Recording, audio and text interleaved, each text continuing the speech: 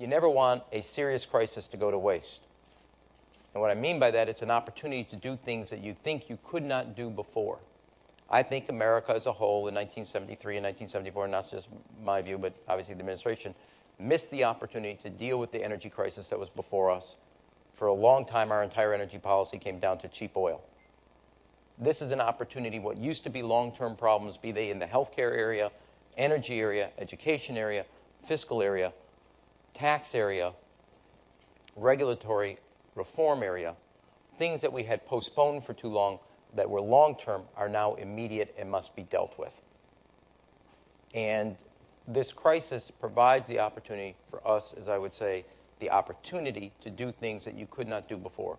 The good news, I suppose, if you want to see a silver lining, is the problems are big enough that they lend themselves to ideas from both parties for the solution.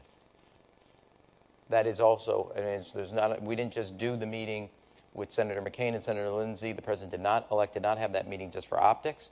We covered very serious issues as it relates to spending reforms on government approach. He brought the idea of defense procurement.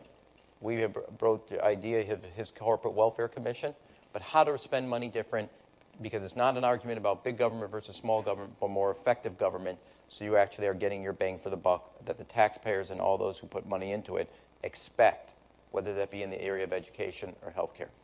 The 5 reforms that we see, one in healthcare would be in the area that deals with cost control as a principle and expansion of coverage.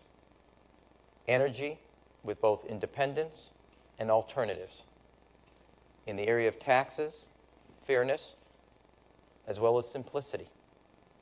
In the area of education, there's got to be fundamental reforms there as it relates to making sure that we are effectively training the workforce, and I'm glad to see that one of the number, I think your second principle, is an educated, trained workforce. You cannot be in an era of where you earn what you learn and have both our education system from K to 12 as well as our access to higher education, and I'm not just talking about 4-year, but also community colleges, that needs a fundamental overhaul that is the bridge fundamentally to the future.